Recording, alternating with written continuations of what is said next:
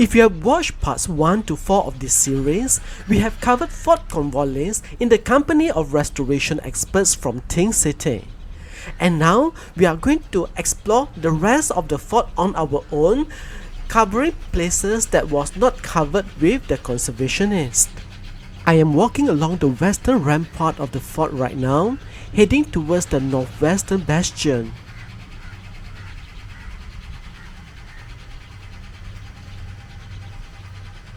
Over here is the statue of Captain Francis Light, said to have been fashioned after the likeness of his son William Light, since there is no existing picture of him. The statue was cast in 1936 to commemorate the 150th anniversary of the founding of the British settlement on Penang Island. It was actually cast in England and then shipped to Penang. On arrival, it was installed at the District and Police Court building, which is today the State Assembly building or Dewan Undangan Negeri. However, it was subsequently relocated to various spots, including the Penang Court building and later the Penang Museum, before eventually being moved to the grounds of Fort Cornwallis. Over here, we are looking at the western entrance to the fort, where the reconstruction of the moat is ongoing and Dr. Giovanni Santo is giving a briefing. The fort is not actually closed to the public. You can still come in after paying an entrance fee.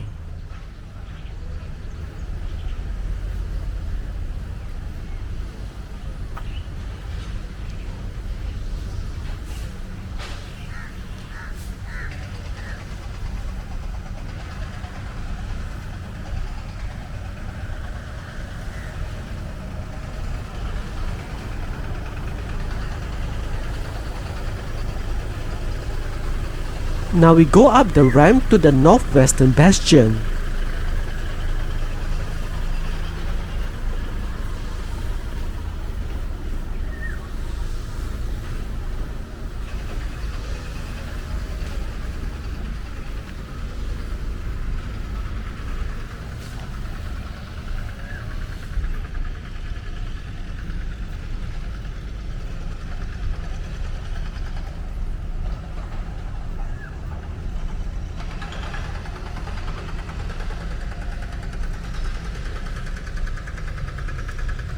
According to the interpretive sign, this is another gunpowder magazine.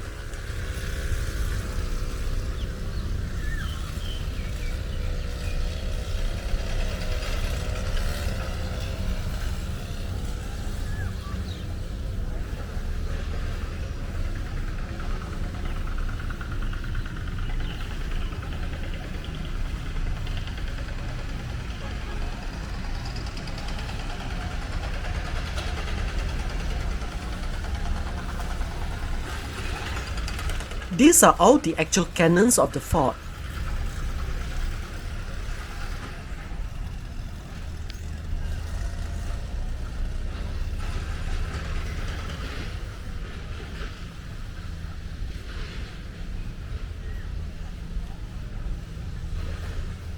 From here we can see the Fort Cornwallis Lighthouse. Next to the lighthouse is a flag post used for signaling incoming ships as well as to communicate with another flag post on Penang Hill.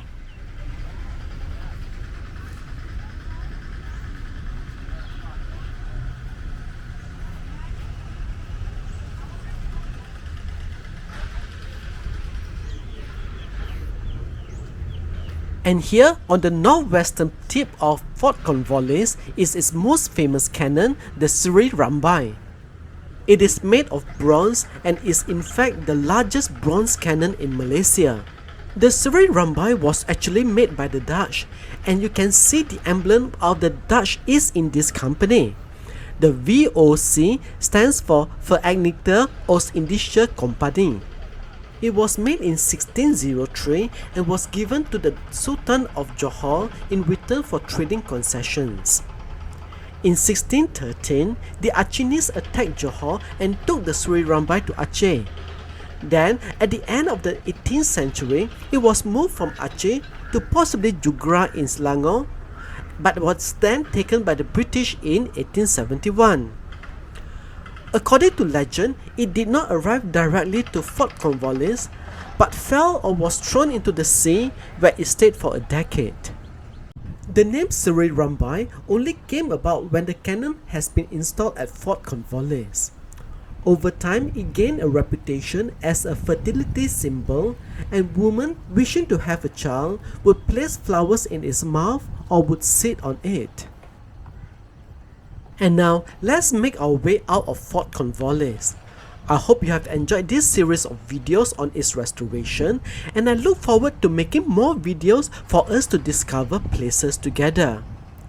If you have enjoyed this video, please take a moment to give it a like so that YouTube will share it to more people and more people will know about Fort Cornwallis and its history.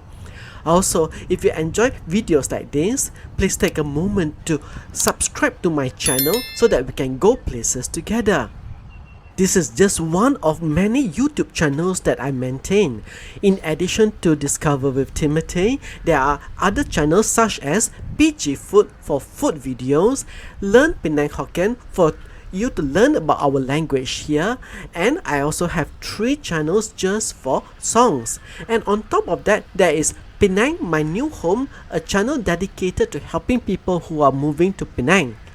If you want to know more about Penang, do visit my Penang Travel Tips website, where I have written extensively about Penang and also other places, particularly all over Peninsular Malaysia and Singapore.